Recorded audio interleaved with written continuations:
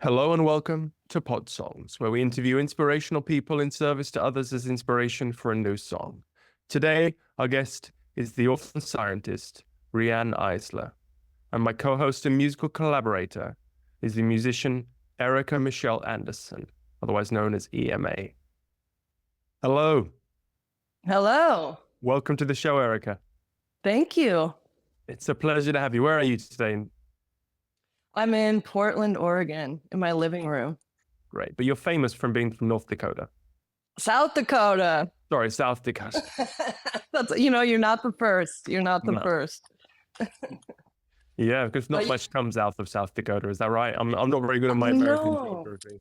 Yeah, it's pretty much, it has less than 1 million people in the whole state. And it's kind of in I like to say the great empty heartland of America. So I think just by numbers, there's very few people that get out, and just kind of in general, yeah, the culture, a lot of people end up staying. It's not really like, I don't know. Well, you must get tired of talking about that. It's just the thing that is top of my mind because you were on Letterman and he introduced you with that and he seemed very impressed. Yes. If it's good enough for him, it's kind of good enough for me. We're here to talk today about gender politics. Is that the right? Oh, I guess that's the way to put it. I think what we're here to talk about is the way that our societies are set up and kind of the myths about the inevitability of those ways. Like, kind of, if I was to sum up a lot of what Rhianne has kind of proven in her work, is that we kind of take this inevitability that we're in this culture that's very, dominating, exploitative, hierarchical, and we kind of accept that as being human nature. And that's always the way it's been, or whatever. So in her groundbreaking work, she showed that no, there are cultures that were not set up this way. There are cultures that don't really go to war. There are cultures, even in the past, we think of the past as there being like serfs and kings. But there were a lot of cultures that were a lot more equitable and egalitarian, not just between genders, but also between just kind of the lack of stratification, less like people being up here super rich, controlling all the wealth, and everyone else down here, but just kind of more equal in general. Oh, right. Yeah, it's funny. I've heard people say that the history gets written by the victors. Yeah, totally. People with the loudest voices as well. And so it's history, and it's also like kind of the things that we projected on from our culture about nature too. Like, like if you look at humans, we're just as related to chimps as we are to bonobos. You might have heard this before. And chimps are they are hierarchical and they can be very violent, where bonobos are a little bit more matriarchal and they're just like really into sex, basically. So, you'd think that people complaining about the world today would like that, that alternative. But yeah, so it's across culture, it's across not just gender, but stratification in general. And it also kind of challenges the way we look, the dominant narrative about nature as well, and human nature. That's fantastic. Yeah, another one of my guests wants to there's some Instagram channel called Nature is Metal. And he has one called Nature is Not Metal. And it's all about how nature is actually really caring. And so it's the theme coming up. And these are really songs, that I want to do, because I want a lot of musicians to come on this show and they want to interview their musical hero. Yeah, but then writing a song about your musical hero it's so self-referential. And I really want, with this project, to create songs that can help change society and for the better. And I think with this one, I'll really be looking forward to this.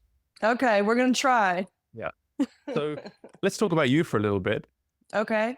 Could you just give a little short introduction to people that haven't heard of you and your music? Okay.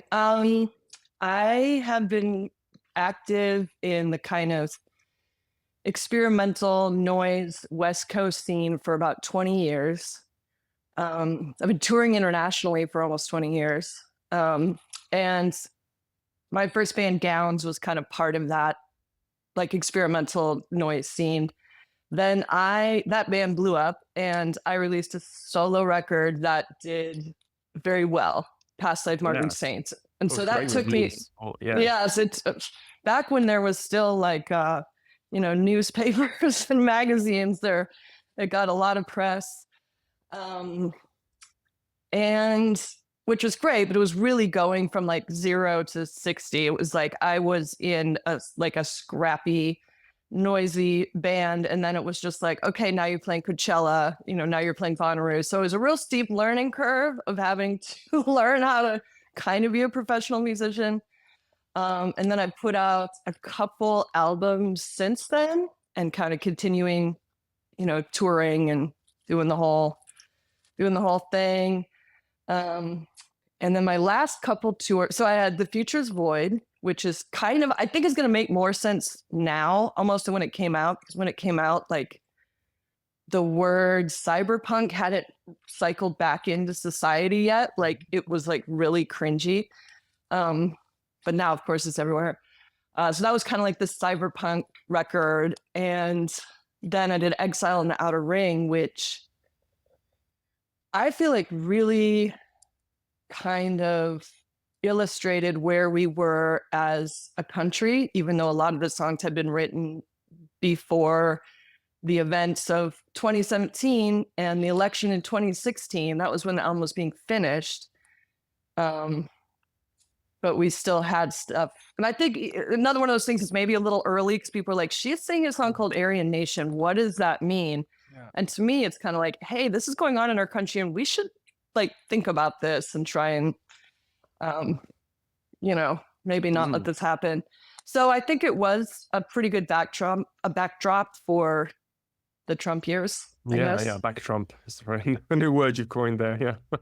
Must have been so traumatic. I mean, we saw it from a distance. It was. Here, but it was. Yeah, it really was. Still traumatized. Like,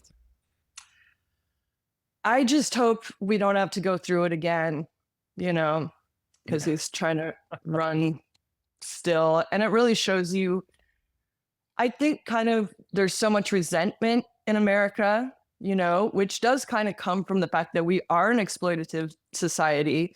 There's a lot of people kind of on the bottom that feel like their voices aren't getting heard. And I think they love Trump because he basically kind of says, fuck you to, the people that they hate or think they hate, But it's a great example of this conversation today. You get to choose between two wealthy white men who are in their, in their 80s.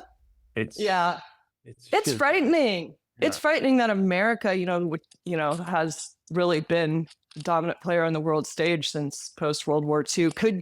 This could happen, and we had like an attempted coup, it's like, so it's wild. These two men are painted as polar opposites, but they're nothing of the sort. I mean, there's so many similarities between them, and I think Biden's fine. I think he's getting stuff done. He's a career politician. He probably never thought he would be president. You know what I mean? He's just like, I'm along for the ride, and I'm gonna, be supportive, and I'm gonna like keep my nose clean or whatever. Yeah. And then we were just like, oh my God.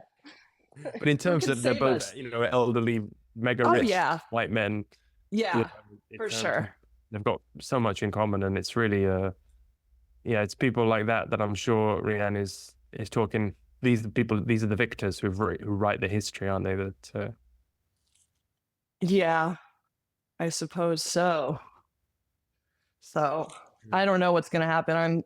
I hate the election season. Another thing that was really hard watching Trump campaign was just all the misogyny. Like, I just knew that if we put Hillary Clinton up, that I would, we just have to live through this like barrage of misogyny against someone. And it's just like, it's stressful to like be reminded like how much people kind of hate women that they would vote for Trump, But you're in Portland. Do you feel like you're in a bubble? I mean, do you have to go hard to look hard to see a MAGA Trump supporter? Yeah. Yeah, but they like drive in from out of town, the Proud Boys, and they try and, I mean, it's died down now, but there are definitely times where like Proud Boys would roll in and they would meet a bunch of people and they're kind of on the other side, and it's just people that want to brawl, like at that point, you know. Right. Yeah. So I don't know. We'll see. All right. Well, we've got Rianne to straighten this out. Should we have much more articulate comments than me? So how did you come across her work, and why her? I came across this book, The Chalice and the Blade, which I have been seeing pop up on social media recently.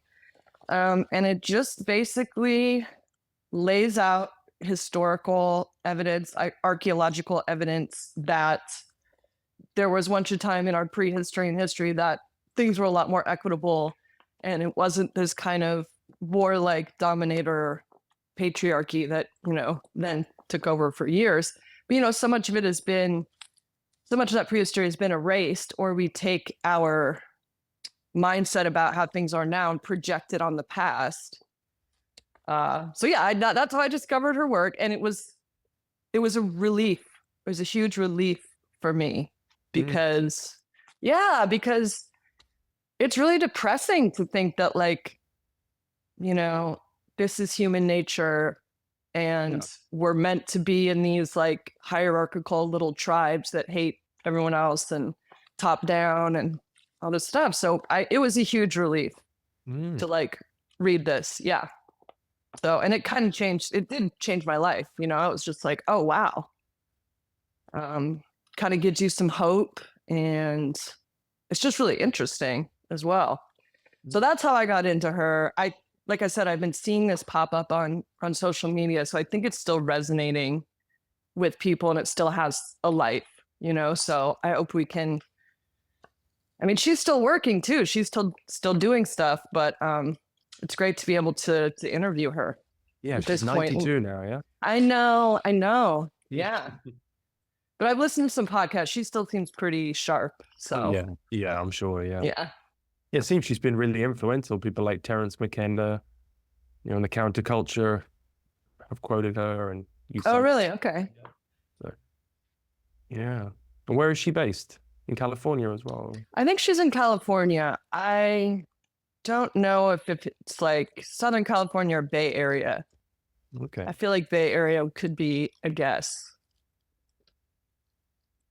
I didn't read her Wikipedia actually before this. I know. Look at that look you're giving me. But I did. I did. Well, Wikipedia, I remember at one point had my birthday wrong, and I'm just like, okay, whatever. But yeah, I did listen to another podcast where she speaks. So, and I kind of know her story. I mean, she was a child of the Holocaust.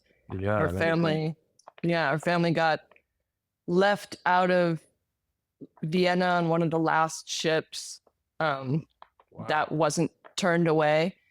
Yeah, so they went to Cuba. You know, that was one of the few countries that was accepting refugees at that point. Wow, that must really make you question, when you face the Nazis. Yeah. Everything else seems a little less intimidating, no? Maybe. Yeah, so I definitely feel like that probably, I'm going to ask her about how she kind of, you know, got started with this book and everything, but I feel like that possibly had an impact, you know. Yeah, getting the bravery, if you have survived the Nazis, maybe you have the bravery to kind of look evil in the face and be like, why is this inevitable? Was what happened to me and my family and people of my religion inevitable or not? I've had Graham Hancock on the podcast as well. We just recorded an episode with him, and you know, he's all about rewriting the history of, you know, what's commonly accepted, and it does shrink down into this one world narrative. And and when you think about it, we must have in the past to progress. You know, we were in a tribe, and you know, we were farming, and that's based on a cooperation, not just, you know, we're not all Vikings. I think my ancestors might have been Vikings, so yeah. Not very nice people, but yeah, I've got related to someone way back named Eric Bloodaxe. Oh, there we go. Supposedly. Yeah, so well, I've seen you on stage. I got my guitar. Yeah, you're quite. Your music has How was this described? Is it what, drone folk or what, noise rock? Yeah, I think so. Yeah, I don't know why I don't like noise rock as much, but kind of like, but it is kind of bass rock, I guess. But it has a lot of electronics in it. Oh, it's 5 years since your last release. Is that? I know. That's a long time. I know. 6 years, I think, even. Yeah, I mean, not gonna lie, I keep kind of trying to walk away, and something always pulls me back in. Wow. You know, like getting a call from Depeche Mode to be like, "You want to open?" And I was like, "I don't want to tour anymore." And I get this phone call, it's like, "You want to go for Depeche Mode?" I'm like, "Okay, I better do that." Down. Yeah. Yeah. So I have my own studio now, so I've been I want to ask getting you about back that. on that. Are you recording other people as well, or is it? I'm recording other people as well. I'm kind of learning the gear. I have an intern. I have some big ideas that aren't not quite there yet, but I don't know. They'll launch at some point, you know. Well, I'm excited that this could be the first song for a while that gets you going again. Could be Oh, she's here. Hi. Hi. Hi. Hi, Emma, and hi, Jack. Hello, Rianne. Yes, it's so good to see you. It's good to see you as well. Yes, and I've been reading about you, Emma. My goodness. Well, I wanted to know who you are, and you were a very It's actually Erika. I think that was my mistake. I wrote in an email. You could call me Emma. You could. That's fine. Call me anything. Erika M. Anderson is Emma. Yeah. So she's a huge fan of your work, and we hope to create a song inspired by this conversation. Well, and I hope so. But first, tell me a little about yourselves, okay? In your own words, okay? Okay. Yeah, my name is Erika Michelle Anderson. I make music under EMA. I was just telling Jack this, but yeah, I've been part of kind of the West Coast experimental music and noise scene for like almost 20 years. Been touring internationally for almost 20 years, kind of working my way up from like warehouses, galleries, squats to like arenas and clubs and museums. But I grew up in South Dakota. And yeah, I'm a musician. I produce I write, produce, record, my own stuff. And I'm excited to try and capture some of your beautiful ideas into a song. Well, I love that. What made you want to do this? That's what I think a couple things. Growing up in South Dakota, there wasn't a lot of art, wasn't a lot of fine art, but everyone loved music. So I started going to shows when I was like 12 or something. And my mom also really loved music. And so I went to school actually for media studies, but I ended up in a band and we started touring and then just been like that ever since, basically. And what brought you to me? Well, I bet this is probably a common pathway for people to come to you. Yeah, it's a classic. I've been seeing it pop up on social media lately. Yes.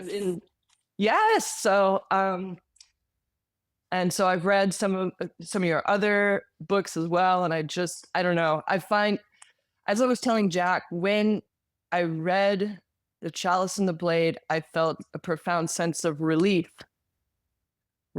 that there is proof that these ideas that we have about human nature and about our history are not based in fact. And so that was just a big relief for me. I mean, there was a lot of kind of casual misogyny in South Dakota growing up, and in the music scene. And I love the idea that this isn't just the way things are, and we have alternatives. There is an alternative, yes. Well, that's what keeps me going. And I know we're in the midst of a massive regression to domination worldwide. But this has happened before, except now it's more critical because of our high technology and climate change, nuclear weapons, and Yeah. yards. But I'm so glad. And Jack, I'm going to go to you. What impelled you to start this program? Because it's a wonderful idea. And Thank you very much. And by the way, before Erika, I listened to some of your music, and it's fascinating. Move to this rhythmic, the last stuff that you did. And I really admire your courage in your interviews. Thank you. Thank you so much. That's what we have to have, is courage and perseverance. And we have to make our voices heard. So I love the idea of your doing a song on this partnership domination social scale. But Jack, I'm sorry. I mean, I just wanted to say that to Erika. No, here. Normally people don't ask me, they're just, but I'll give you a short introduction. It's, well, I started Podsongs in lockdown. It was in COVID, and I couldn't do anything else. And I did the first 100 episodes I did 100 episodes in the first year, interviewing many people and writing songs about them. But after 100 episodes of all Jack, I came across the idea to get guest musicians to come in, because when, if I interviewed you, it would be a wonderful conversation. I could do a lot of research, but I don't have that passion. There's not that electricity in the room. The book didn't change my life. And so this is what we're about. And we want to create songs for change, and songs that not just, not write more love songs or, but songs about real things that matter. And I don't think you could find a subject like that matters more than this. I mean, we're talking about the shape of our society, what we've taken, what we've all accepted as being inevitable, turns out it's just a story. What gave you the idea to do this? Well, I was just doing a lot of podcasts and I really enjoyed the format. So, it seemed like I write songs about people I meet. Let's interview people and write songs. Well, I love the idea, and I love what you're doing.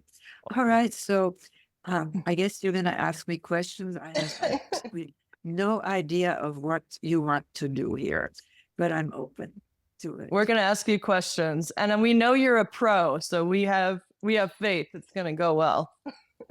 I have faith in both of you, so onward. So I'm just going to read some of these questions that I prepared, and we might have said some of this stuff earlier in the intro, but so hello, Rianne. Thank you so much for speaking with me. Your work has changed the way I view the world. I discovered your work after picking up your 1987 classic, The Chalice and the Blade, which provides archaeological and historical evidence against the widespread assumption that human nature is essentially violent, hierarchical, and patriarchal. And in fact, our prehistory is filled with societies marked by equality and partnership, not just between men and women, but also involving less stratification in terms of wealth and class. It was groundbreaking when it was released, and I've been seeing it pop up on social media recently. So although it's almost 40 years old, it is still resonating with people. I myself can almost divide my life into between before and after I encountered this book. It gave me a profound sense of relief to know that our current dominator society model is not inevitable or just the natural state as human beings, and that other ways of life are possible. Can you tell us just a bit about the book for people who are unfamiliar with it? Well, it's, as you know, rooted in my early life experiences as a refugee child from the Holocaust with my parents. And certainly I witnessed a great deal of violence and cruelty and, the stuff that we're told, well, whether it's selfish genes or whether it's original sin, it's the same story. We're bad. We have to be rigidly controlled from the top, as in God fearing, right? So when I was a child, I also witnessed my mother display what I call spiritual courage, which was the courage to, on Crystal Night, the first official Nazi pogrom, terrorism really against Jews, to a gang of Nazis who dragged my father away. And she recognized one of the men as a former errand boy for the family business. And she got furious. You know, how dare you do this to this man? I want him back. And I call that today spiritual courage, because it's not the courage to slay the dragon or kill the enemy. It's the courage to stand up against injustice out of love. And both of you have that courage, I want to add. So anyway, it led me to questions like, does it have to be this way? The very questions that so many of us really have asked. Is there an alternative? And I'll tell you a couple of things from my childhood, really, because it's sort of interesting. I was a very curious child. And of course, my mother sold the jewelry she managed to smuggle out to send me to a private school. And it was a Methodist school, which probably wasn't it, because it's a proselytizing religion. Oh. And we had to go to chapel. And every day, Dr. Munoz, the principal, asked, do you believe in Jesus Christ? Raise your hands. And I got very tired of being the only kid who didn't raise your hand. So I raised my hand, and my parents got wind of this, and they hired a rabbi to teach me that I'm Jewish, as if I didn't know, right? After what had happened. But because by a miracle, she got him back, out, some money passed hands. We fled to Cuba. I grew up in the industrial slums of Havana. But so this poor rabbi, in the Bible, it says that henceforth, woman will be subservient to man. And I wanted to know, what was it like before the henceforth? Nobody wanted to talk about this. I also wanted to know, why would a woman ask advice from a snake? It's not something we usually do. Well, it wasn't until I did the research, and I am coming to your question, for the Chalice and the Blade, that I found answers to both these questions. And as far as the question about Eve and the snake, from Chalice, that the snake was not only a symbol of the regeneration of life, it periodically sheds and renews its skin, but also a symbol of oracular prophecy. Remember the Minoan goddess figurines with the snakes coiled around their arms? But even as late as the Oracle of Delphi, in already domination-oriented, much more domination-oriented times, it was still a pythoness working with a snake, putting herself in an oracular trance. And by the way, there was an interview of me that you might not have seen in the Scientific American. And I highly recommend it because it's really a good interview of me. So I set out on this research really many years after my childhood to answer these questions. And you have summarized what I found. It is our story. It is not her story. It is not his story. It is our story. And we can change the story, because once it did change during a time of great disequilibrium. And as you know, my work draws a lot from new theories like chaos theory, nonlinear dynamics, system self-organizing theory.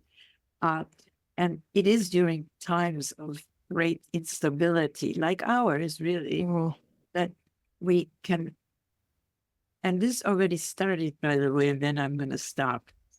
When the Industrial Revolution, because now we're in the midst of the post-industrial revolution, which is moving at lightning speed. But even when the Industrial Revolution went into high gear, if you look at the modern social movements, which I do, every one of them challenged the same thing, these progressive movements, a tradition of domination. The Enlightenment challenged the so-called divinely ordained right of kings to rule their co-subjects. The civil rights, the abolitionists before that, afterwards the Black Lives Matter movement challenged another divinely ordained right of the quote superior race to rule over a quote inferior one. The feminist movement challenged another so-called divinely, which I mean is going strong right now, the divinely ordained right of men to rule over women and children in the quote castles, military really image of their homes, all the way to the environmental movement challenging our once hallowed and idealized conquest and domination of nature.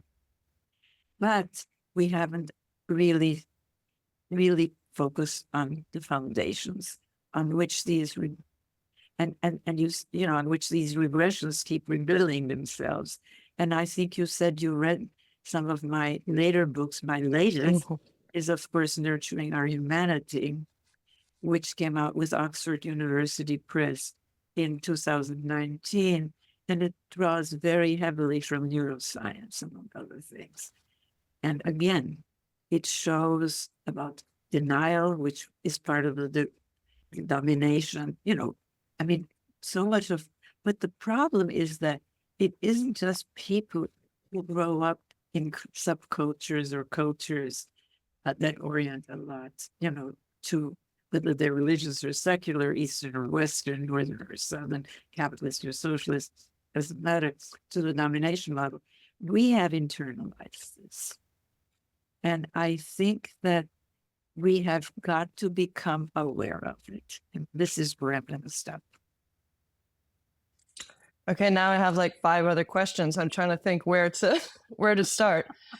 Let me give you a couple. You can answer them in whatever order. I was wondering if you could, for people that aren't familiar with the spectrum between dominator culture and partnership, just kind of what the difference is and what does a dominator society look like? What does a partnership society look like?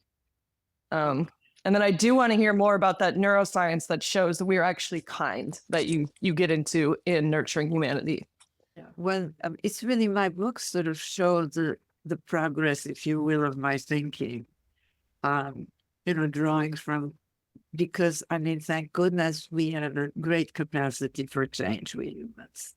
But the first 5 years or so are so critical. And if you've noticed, the people who are in regression focus a lot on family. We don't. We've ceded family, morality, values. We have to reclaim them. But to answer your question, we're so used to, and this is what we're taught, linear causes and effects. Right?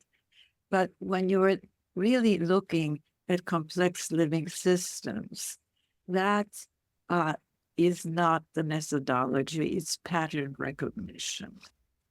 It's looking at the configuration. And I introduced a new methodology, the study of relational dynamics. First of all, it focuses on what kind of relations does a particular system support? I mean, that's a fundamental question. And I wrote a book, by the way, called The Power of Partnership, which you might really like, because it won, it's kind of, it won the Novel Self-Help Award as the best self-help book of the year that it came out. And it's very much oriented that way, how we relate to ourselves, to our intimate relations, our work and community relations, but then it goes on to all our other relations, national, international, to nature, our spiritual relations, and they're all very different depending on the degree to which we orient to either end of this, what I call the partnership domination social scale. And what is the configuration then of these interconnected, mutually supporting key elements of these two underlying possibilities, which is impossible to see, by the way, by looking at right-left or religious, secular fragments, our consciousness. A colleague of mine calls our old categories weapons of mass destruction. I love that, because that is a fundamental problem, especially for those of us who consider ourselves liberal or progressive or whatever. Anyway, in the domination configuration, remember I said how important family is. The first element that contrast is including family of this methodology. Because if you notice, our conventional categories marginalize the majority of humanity, women and children, and hence family, because that's where they are really rigidly confined to in domination, in rigid domination systems, right? So you have this authoritarian top-down structure in families, in societies, in economics, okay? Move to the partnership side, you have a different structure. And of course, remember I spoke of these progressive social movements. They've been challenging these traditions of domination, including, but not enough, traditions of domination in families. Why is this so important? Because, well, Putin, for example, he reduced the penalty for family violence in Russia. Yeah. That's right. I remember, yeah. Yeah. So, okay, he gets the connection between an authoritarian, rigidly male-dominated, and a punitive, violent family, and that kind of state. We have to start seeing that. It's so obvious, isn't it? Well, when you're talking about the aggression that's happening, there's so many kind of cultural battles being fought about what rights do parents have over their children, right? Like, what can they ban books for other people? Do children have any right to express their gender identity, or is that up to the parents? And we're really seeing it in culture right now. And this takes me to the second element, gender. Because we are so used to, we've been all socialized to marginalize gender. It's just a women's issue, or it's just a men's issue, or it's just an LGBTQ issue. It's actually, if you really think about it, a primary economic, family, and social organizing principle. Because what do you learn as a child? You learn to equate difference, beginning with this fundamental difference in form. We have two basic forms, the male form and the female form, with either superiority or inferiority, with either dominating or being dominated, with either really being served or serving. And so it's this in-group versus out-group. That's whether it's based on race, racism, anti-Semitism, homophobia, it really doesn't matter. It varies from culture to culture, like in the parts of the Middle East, it's Shia versus Sunni, or Sunni versus Shia. There's always an enemy who's the cause of all your problems, and it's total denial. But anyway, so gender, and then we have a hidden system of gendered values. Notice there's always money for prisons. Well, who the heck is that? It's the punitive male head of household, right? Who's an archetype of domination or dominator systems. And I really want to clarify, this has nothing to do, as we see all around us today, with anything inherent in women or men. We're talking about what we are taught. Which takes me to nurturing our humanity, of course, into neuroscience. But economics is, in its domination economics, it isn't capitalism. The version of capitalism, which is trickle-down economics, is the newest iteration, whether it was an ancient Chinese emperor, or an Arab sheikh, or Indian pasha, or a feudal lord. We're socialized and very much so the people who are in regression, to identify with those on top, right? Mm-hmm. So we are socialized to content ourselves with the scraps flowing from the opulent tables of those on top, as in feudal times. That's what trickle-down economics is really about, isn't it? And it makes no sense, but it makes sense in terms of this partnership domination social scale. And the fourth cornerstone, and you are really such a big part of this, is story and language. Oh. And you is really such an important medium of, so when you say that you majored in media, you are in media. Yeah, for sure. See the difference between the two. I mean, gender fluidity, that's a trend towards the partnership side.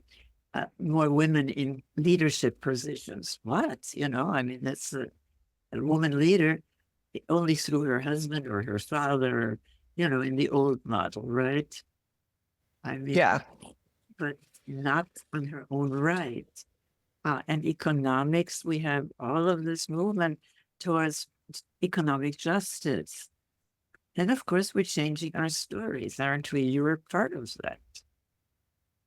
Yeah, I'm definitely trying to be. Speaking about this, you're actually reminding me, I think some of the places that I have felt the partnership model the most is in the DIY music and art spaces that I have been a part of, because it's non-hierarchical. Everyone shows up, you know, it's a community, and it's really beautiful. Well, and I'm so glad that exists, and I'm really looking forward through you to learn more about it. Yeah, you can come to a show sometime. I'm so careful with COVID. I know, yeah. Age, and my husband died of COVID 2 years. Oh, I'm so sorry. Well, we were together for 45 years, and I can attest that partnership works in relations, and that it makes you much, much, much happier. And wow, that's beautiful. Then, when you lose it, it's very hard, but that's the price for love.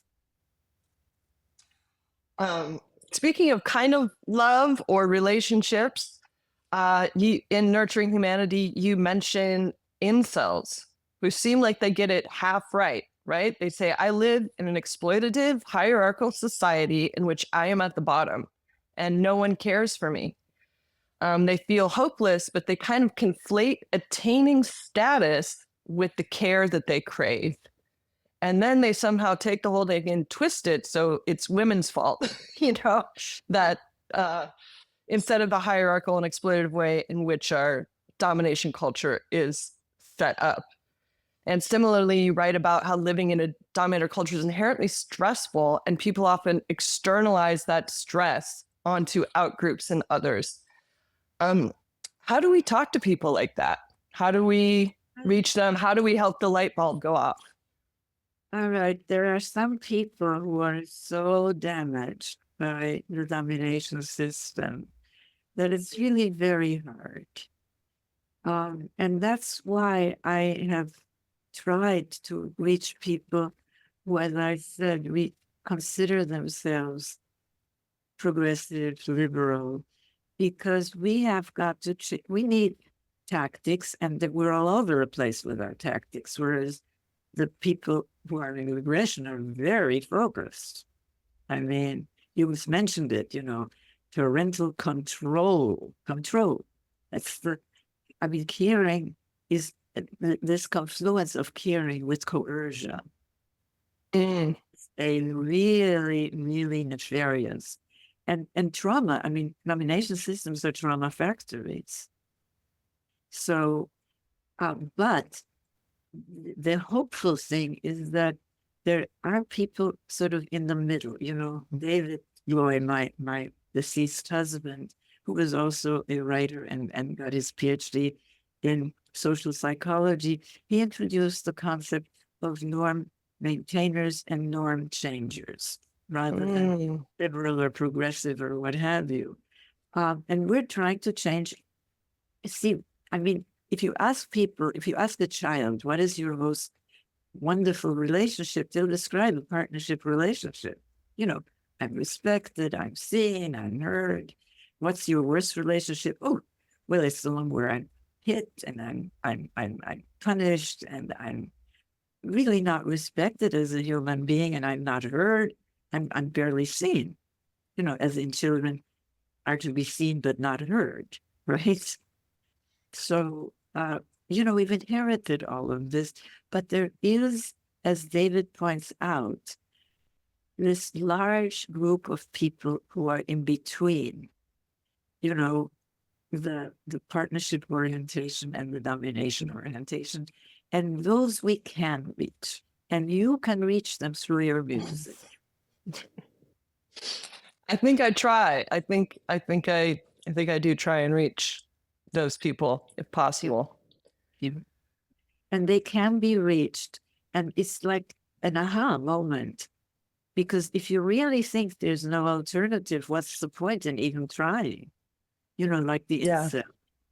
I mean, and of course the entitlement, you know, I mean, this male entitlement is built into the system because you may be at the bottom, but you always are superior to a woman or to a child. Yeah, right? Exactly. Aggrieved entitlement, you call it, which I think is a great entitlement. I didn't even coin that. That was okay. Okay. In the men's movement. And the men's movement has been very important because it isn't enough to redefine femininity. It's also very important to redefine masculinity because on the domination system, men they do get emotions. They get anger and contempt. But they don't get the, quote, soft emotions that are the human emotions, for the best sakes. I mean, empathy, it's part of evolution. You know, and I document all of this, of course, in Nurturing Our Humanity, which came out with Oxford University Press, as I said, in 2019. So yeah, and I love the example, the study that you mentioned, where it's the toddlers, right? And it's a researcher, and the researcher is fumbling with something. The researcher drops something, you know, having a hard time, and all of the toddlers come up in hand, like try and be helpful. Babies cry more when they hear another baby's cry than when they hear their own. I mean, this empathy is part of our evolution. And you think about reptiles and mammals. I mean, mammals cannot survive without some degree of care. And, you know, I write about these poor children in Romania or in Chinese girls in Chinese orphanages. Their brains don't develop. Wow. I mean, it really affects us, but except for these extreme cases, okay, we can change, but it takes that aha moment, you know, and that's somehow what I, you know, when I discovered this, I mean, it was like, oh my God, matriarchy is not the opposite of patriarchy. That's just two sides of the same mindset, really. It's partnership, not perfect, not completely violence-free, but it doesn't. Violence and abuse don't have to be built into the system. That's the huge difference. Yeah. Huge difference. And that's kind of the aha moment is kind of what you're working with on your Center for Partnership Studies, yeah? Well, we are having difficulties right now in funding. Okay. Because, the funders really want empirical evidence, and they're like the academy, they're very siloed. You know, they want a project. And we do have a number of projects that are strategic, okay? Because remember I said that we need tactics, short-term and long-term strategies, and the long-term strategies have to be focused on these four cornerstones of family childhood, on gender, on economics and on story and language. I mean, that is empirically verifiable now. And if we see it so in such sharp relief, if we look at what the people who are in regression focus on. That's very interesting. Yeah. Yeah. Can you speak a little more about that? Well, you mentioned, for example, parental control. I mean, that's where it starts. You don't want our children to be exposed to another possibility, right?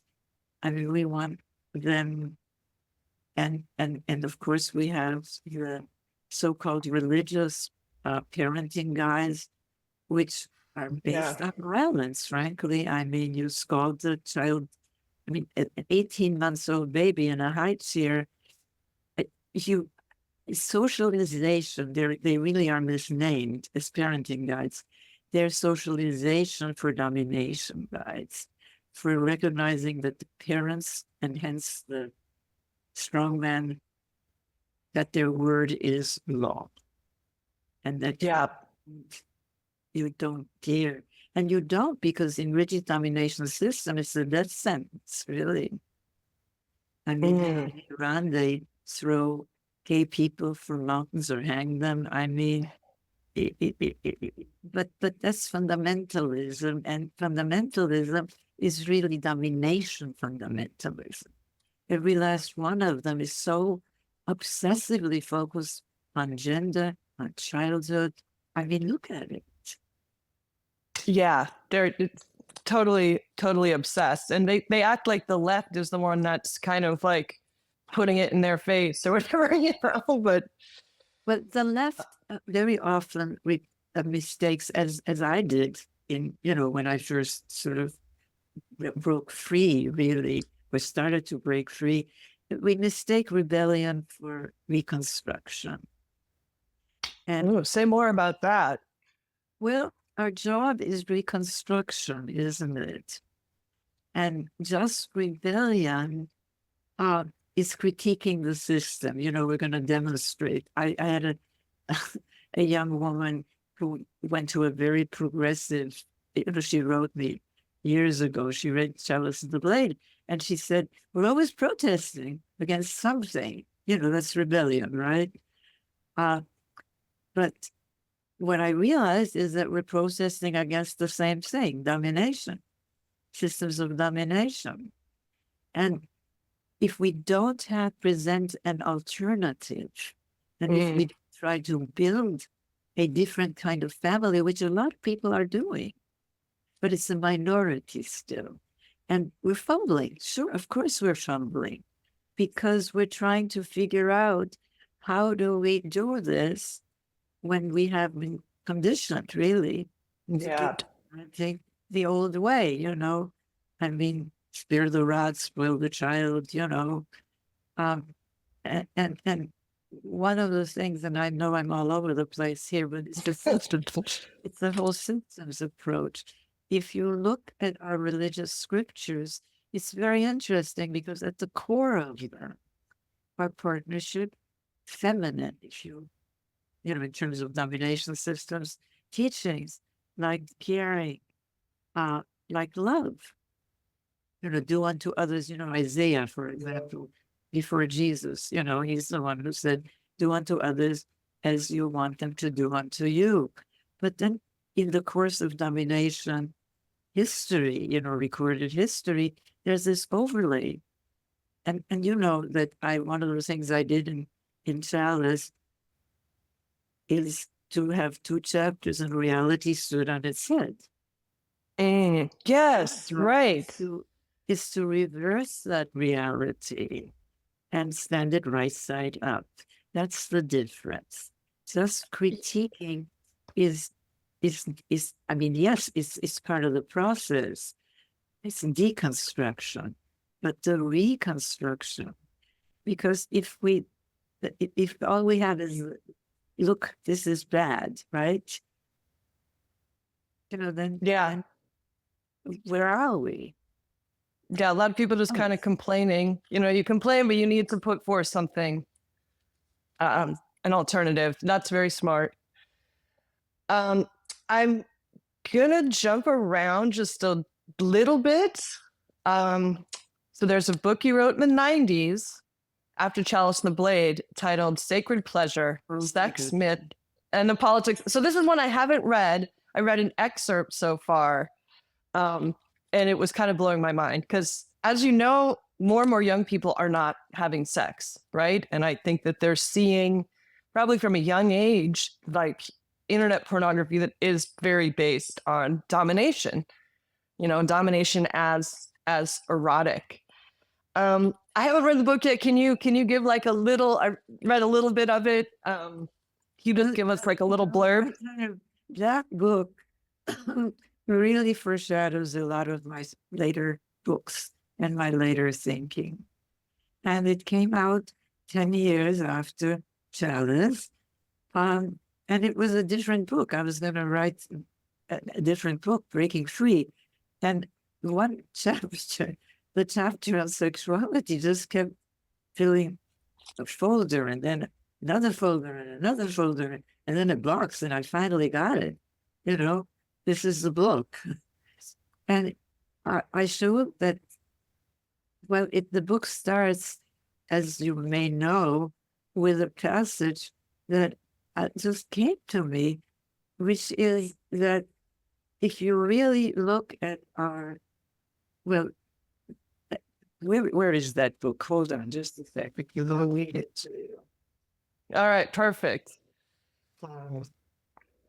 It starts really with looking at, all right, the first chapter is From Ritual to Romance, Sexuality, Spirituality, and Society. Is this headings.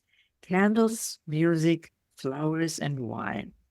These, we all know, are the stuff of romance, of sex, and of love. But candles, flowers, music, and wine are also the stuff of religious ritual, of our most sacred rites. Why is there this striking, though seldom noted, commonality? Is it just accidental that passion is the word we use for both sexual and mystical experiences? Or is there here some long forgotten but still powerful connection? I love it. Yeah. Through the book, the first part of the book really shows the remissing of both sexuality and spirituality. And it's fascinating. It really is.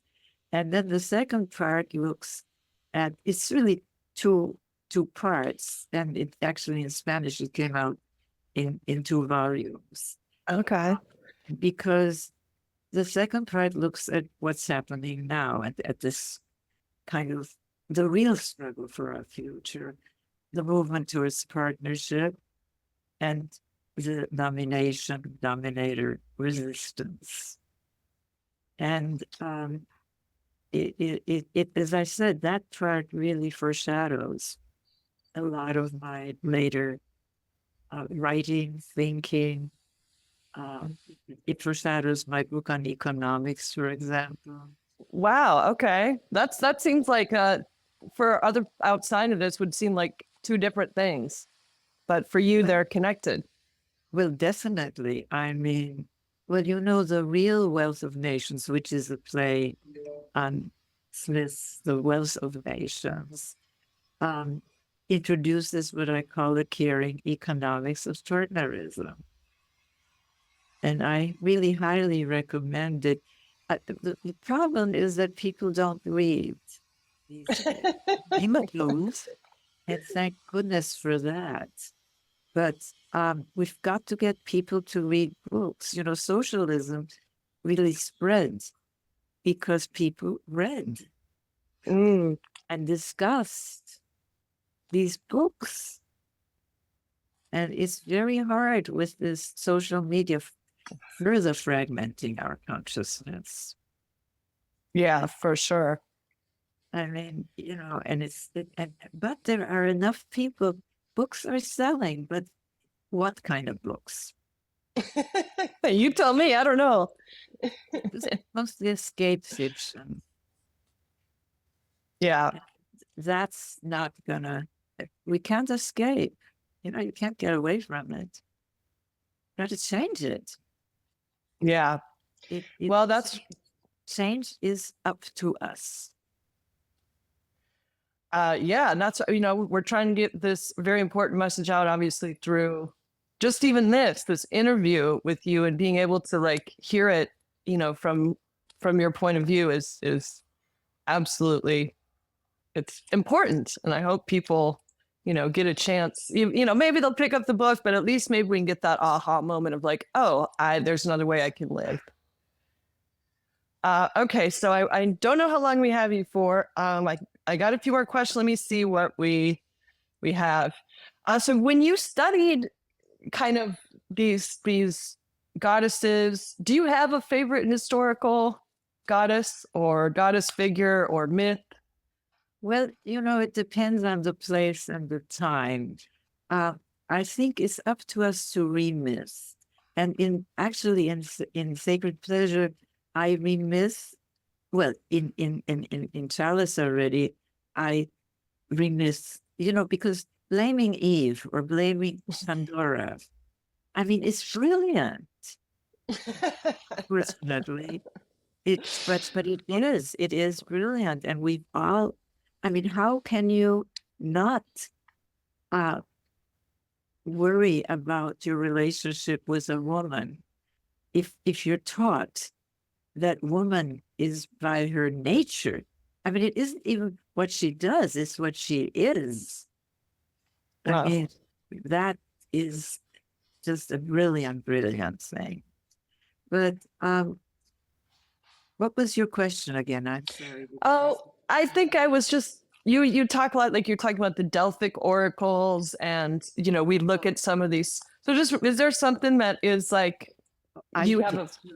Well, I think that story is very, very important to really analyze the domination elements, which is that you may not think. I mean, never mind what you do.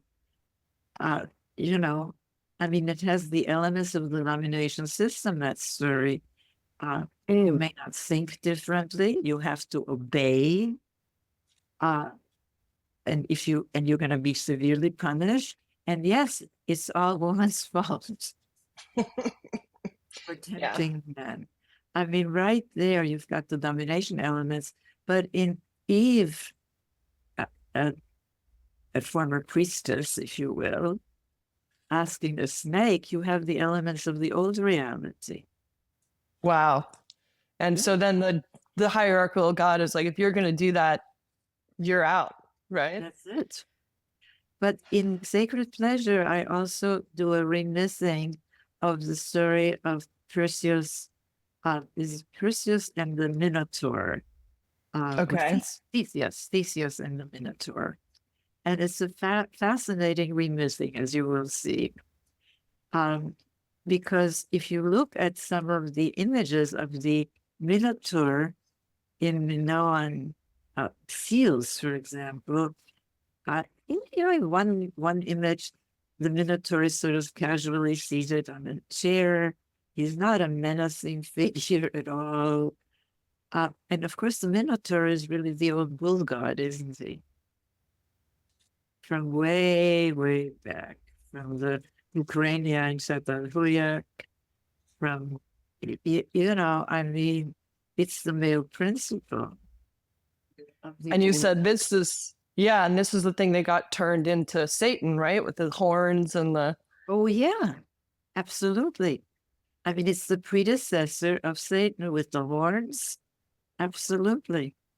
I mean, so you'll find that story of interest. And that's why I say you really have to read these books, because if you don't, you're kind of like just getting a little surface thing. And we also need support groups. Now, you need a support group. If you can convince some of the people that you work with to be a support group, because what happens is that we're pulled back into the domination system because the rewards. And the economic rewards are, well, generally, and not in your case, but generally, because your music is kind of a breakthrough, isn't it? I try. How you didn't? And that's wonderful. Thank you. We need support groups. We need groups that really understand there is an alternative, that brainstorm. I mean, this is a very open process. It depends on human creativity. And on that human nature that wants something. My God, what do we want? We want caring connection. Yeah. Be creative. We want to be loved, and we want to love. Yeah. Yeah, even in music, you know, there's kind of a couple different paths, and the one is kind of the solo star, and that's they're trying to make a relationship with fans, right? So there is like kind of this hierarchical thing. And then there are these musical communities in which you have a lot more people. It's community. People, everyone gives, everyone supports one another. But it's hard. There's less money, you know, right? Than if you're the big star. And less rewards. And we have to really look at that. I mean, I think it's really obscene that, for example, CEOs make 300 times what an average worker does in the US. I mean, there's something really wrong with this picture. Yeah, yeah. And we're seeing unions. What? Sorry, go ahead. No. Oh, I said we're seeing unions coming up a little bit, which is... That's a partnership trend. But even in the union, it's a very top-down thing, as generally structured. Not always. And I love the fact that unions are coming into universities. I see that as a very important thing.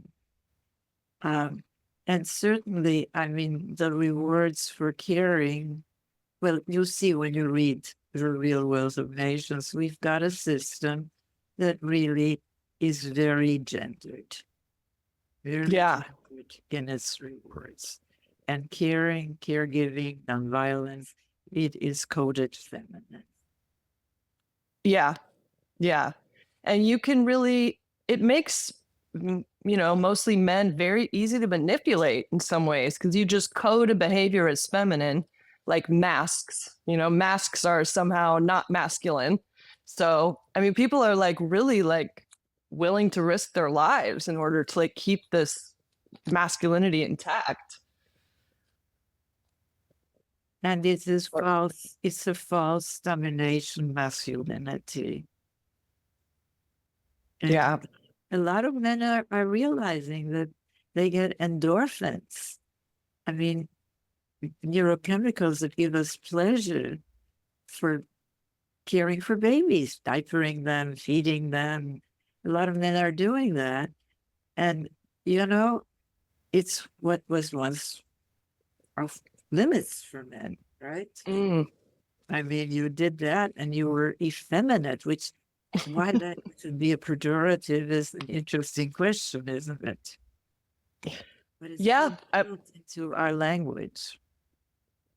I think myself, even I'm kind of breaking free and being able to kind of understand some internalized misogyny that I had, where I didn't want to be overly feminine. It just made me feel like a target, you know? Absolutely. Well, I tell you, I think transformation is possible, and I say this from my own experience, and I'll give you a story again.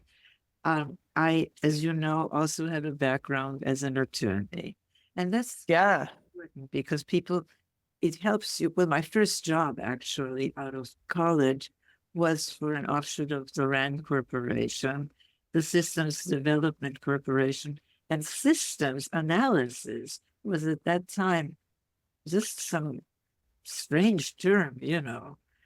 So that helped me, but also my training as an attorney, because people don't come into your office and say, apply section 1222 or whatever it is of such and such code to my case. They tell you a story and it's up to you to see the pattern. But anyway, so as an attorney, my first job, and that's what I wanted.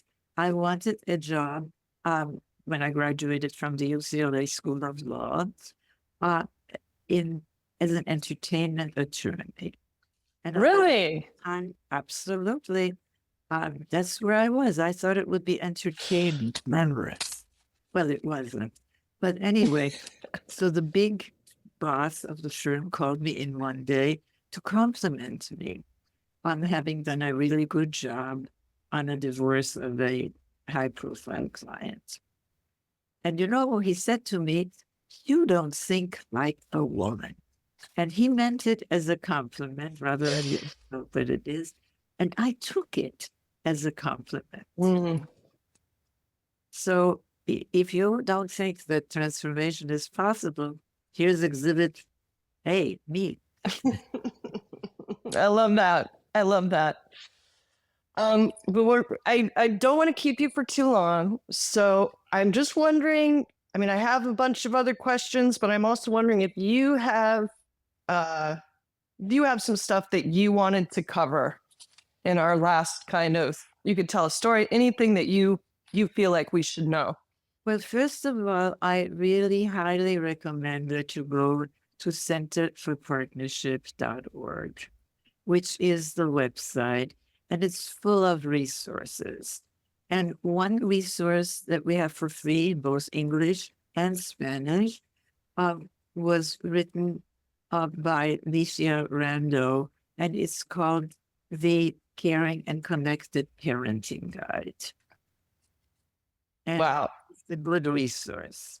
Another resource that we're working on right now is the partnership toolkit, not the technology toolkit, which we have reduced and applied to general. And it's kind of a self-assessment tool.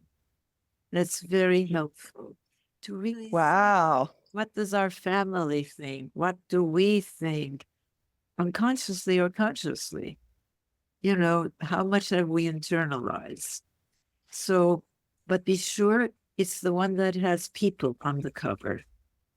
Okay. So this is Center for Partner. Sorry, go ahead. It's centeredforpartnership.org. But there are lots of other resources. We have for years been advocating new metrics because, you know, GDP, it is based on both socialism and capitalism, relegating the three major non-market life-sustaining sectors of the economy to just reproductive rather than productive. The household economy, the volunteer community economy, and the natural economy. And so trying to patch that doesn't work. I mean, we need to really retain the partnership elements of both capitalism and socialism. We need a market. We don't happen to have a free one. And we certainly absolutely need progressive partnership, caring policies. You know, the nations that have moved the most towards the partnership side are the Nordic nations, Finland, Sweden, Norway, and they have very healthy market economies, very healthy business sectors, precisely because people are cared for. I mean, they have caring policies and they're not socialist. I mean, and it's not because they are relatively homogeneous. Think of all the small, relatively homogeneous nations in our world that orient to domination, for goodness sake. It's because they, for example, almost 50% of their national legislature is female. And it isn't because women are better, but women are socialized for caring. So they have more caring policies. And what happens, and this is where this really the study of relational dynamics comes in, because as the status of women rises, men no longer find it such a threat to their status, to their quote masculinity, to also embrace caring policies. So you have to really look at that we need more women in leadership positions, not because look at Margaret Thatcher. I mean, she completely embraced, the masculine ideal of leadership. I mean, but as a group, women are socialized for more caring. That's what we're supposed to do for free in a male-controlled household, right? Yeah. and you know that our present metrics, to get back to that, reflect that GDP and GNP need, a tree, which we need to breathe, is only part of GDP when it's dead, when it's a log. It makes absolutely no sense. So we've been working on what we call social wealth economic indicators, and we released an ad hoc version of this in 2014, and you can look at it. It's been very hard to get funding for this because it's so completely outside the realm. But slowly, it's happening. When the Real Wealth of Nations first came out, just putting caring and economics in the same sentence was a big deal. And today, everybody's talking about caring. So change does happen. And it's wonderful to make it happen. Oh, that's what we need to hear. That's what we need to hear. So if people want to support you, it sounds like, are you also on social media? I know you're on X. Also on social media. And if you go to the website, you can donate. Wonderful. And we welcome all donations. And I don't know when this is going to air. Jack, when will it air? Will it air? It depends how long the song takes. Yeah. Before the end of the year? Of this year, no. Okay, well. 2024, yeah. It'll be. But it's tax deductible because we're a 501c3. Oh. So, wonderful. Yeah, everybody throw down some cash, help them out. Yeah. I love that. And I look forward to hearing your song. I know. Thank you. Yeah. Do you before we let you go, do you have any thoughts about what sort of song, either instruments? Do we want it to be rhythmic? Like, what do you it's funny. No, I have to tell you, I love classical music. Okay. So when the Beatles came on the scene, I suddenly liked popular music, which I couldn't stand before that, because it was all of you groaning and moaning and groaning and, whatever it was. So no moaning and groaning. I kind of like rhythmic music, frankly. Okay. But I leave it to you because you're the creative ones. Okay, well. We need your music, and we need tons of music showing that there is an alternative. Because wonderful. As we use the old categories, we're finished. So, my wish is that people understand that we've been had, really, and that we need to really look at the configuration, and that it's not liberal versus conservative. What are they conserving? They're conserving domination. Wow. Yeah. Nature. Yeah.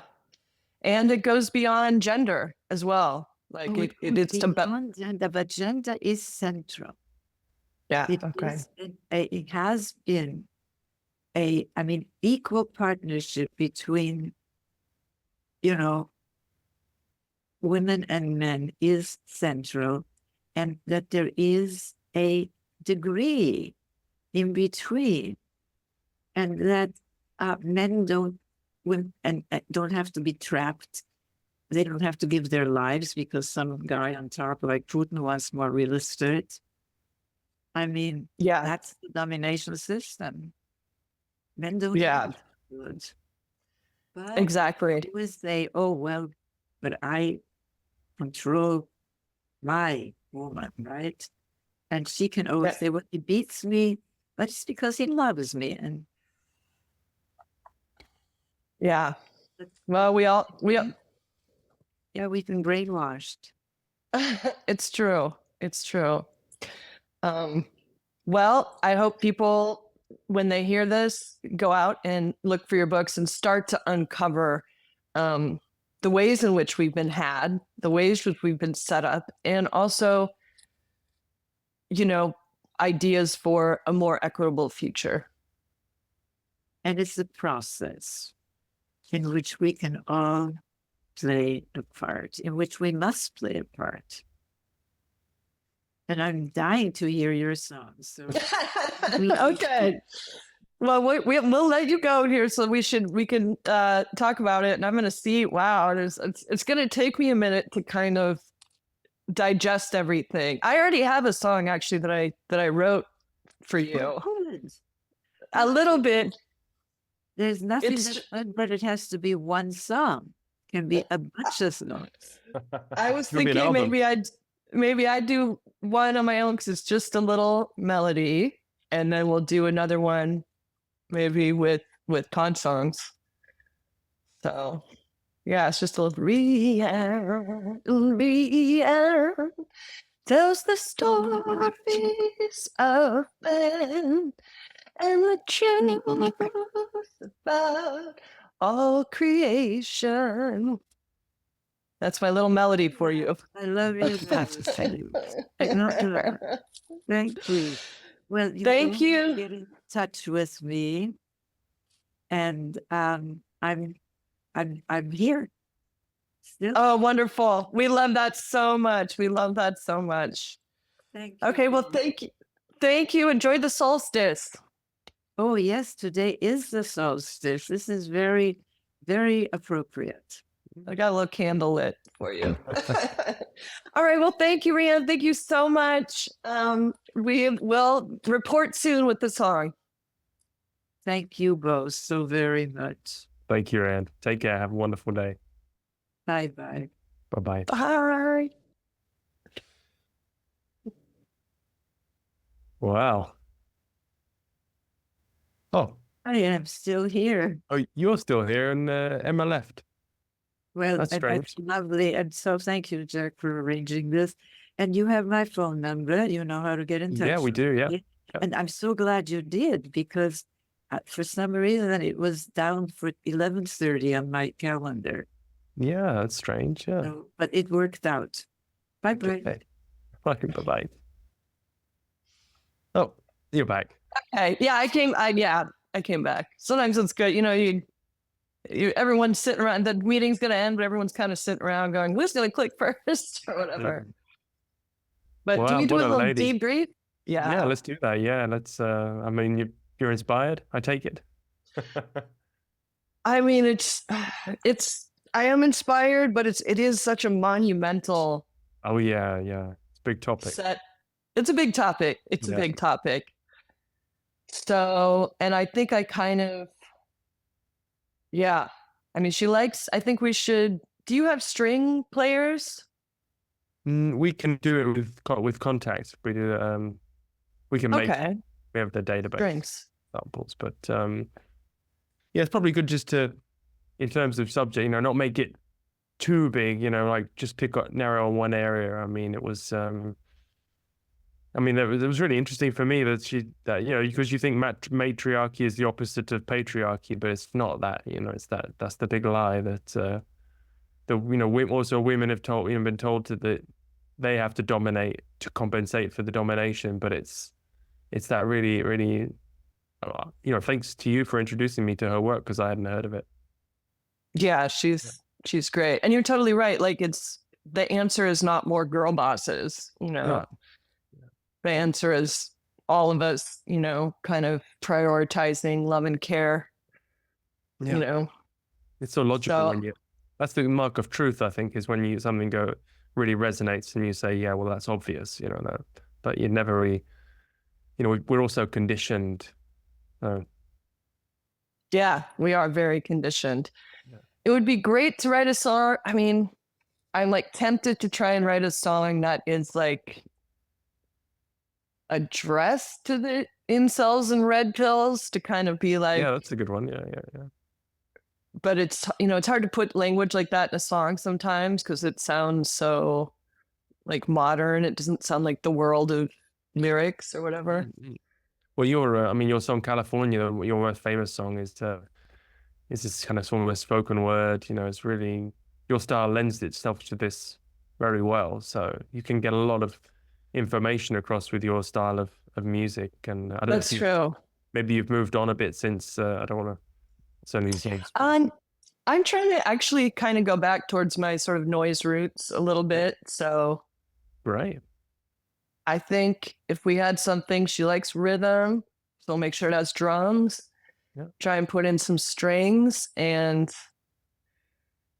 I'll just try. I'm packing to leave for Minnesota tomorrow, so but I'm gonna bring guitar with, I think. So if nothing comes to me today, things come to me. It's funny doing housework, actually. Yeah, like, yes, ideas kind of do that. So maybe I'll just kind of percolate on that. And do you have any ideas of things that you?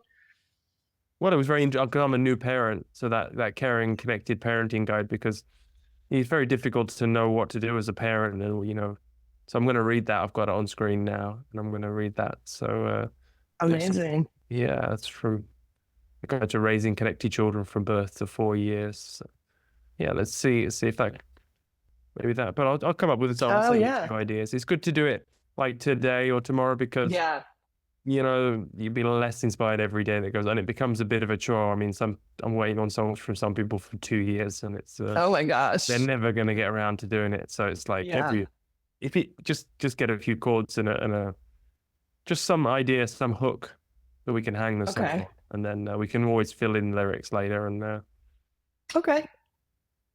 All right, awesome. Well, I'll work on that, and I'll go to also maybe check out this parenting guide as well if you're thinking that's something you might want to. Might be inspiring to you. All right. But anyway, thank you so much for setting this up, letting me talk to Rianne. That was wow.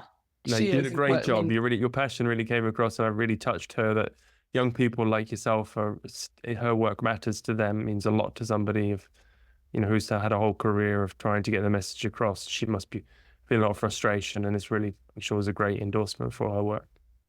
So awesome. Well done you. Thank you. Well done you too. All right. Partners. Yeah. Take care, Erika. Yeah, high five. Okay. High five. Fine. Bye-bye. Bye-bye. You were raised in domination, but there is another way, babe. Take my hand, come with me. There'll be no bully boys or dictators, father gods or fascist figures, no lords, ladies, or queens.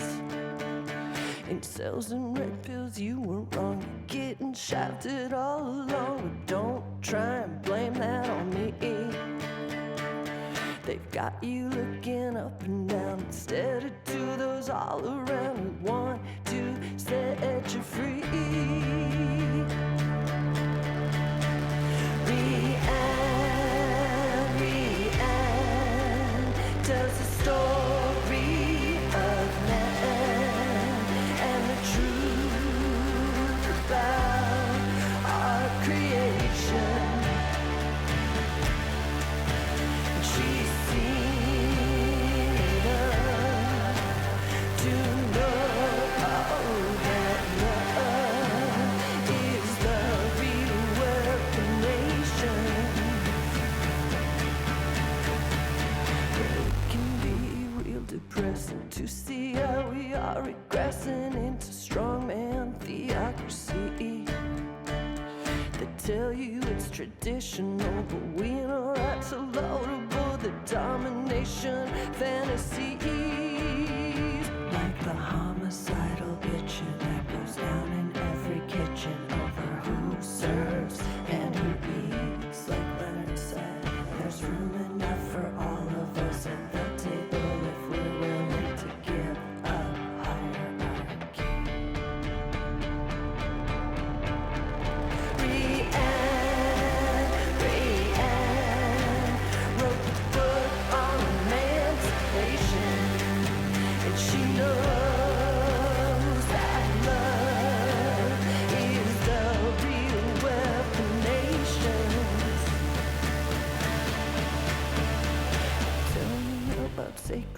treasure the things that we do together, to give, to receive. We don't need force and coercion, taking erotic inclinations, those movies and televisions that destroys imaginations and our relations. 'Cause you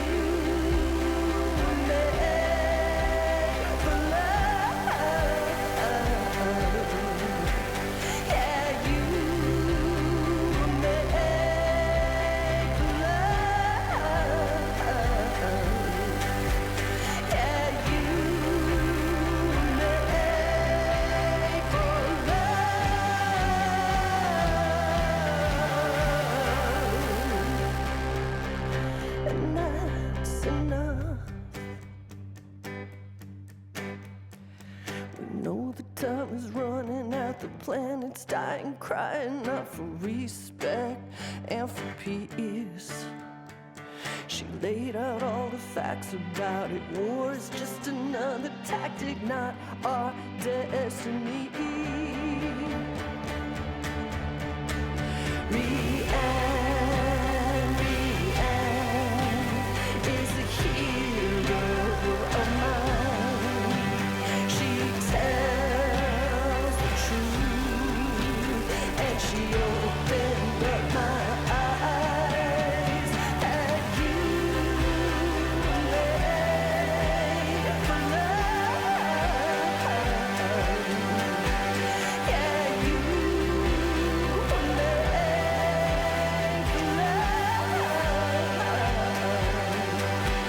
Yeah, you made for love.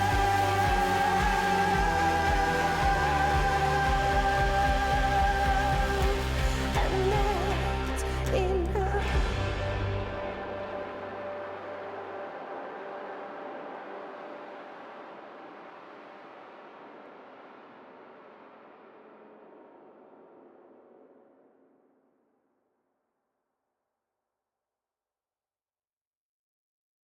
Thanks for tuning in. Hope you enjoyed the song and the episode. The song will be released next week. It will be available on all streaming platforms, but you can already pre-save. Please support the artists by following them on social media and adding the song to any playlists you have. This is a completely free show, and you've listened this far, so I'd really appreciate it if you could pay us back by clicking like and subscribe. And follow at Podsongs on social media platforms, or subscribe to the newsletter at podsongs.com for special updates. Or just tell the next person you see about this amazing show where musicians interview their idols and write a song about them. The songs are available for download from the Podsongs website as well, which pays a lot more than the 0.00 whatever we get from Spotify. You can also email me at jack@podsongs.com to give feedback, suggest an artist and guest combos you'd like to hear, or just say hello. We're a listener-supported show, and I'd love to hear from you. A final thanks to my researchers, Dori Verbo and Rosa Marino, my producer, Maurizio Sanicola of Goldmine Records, and musicians Massimino Vozza and Luigi Falcione. The next episode will be out soon. In the meantime, you can listen to more amazing episodes in the archives. Until then, have a great day.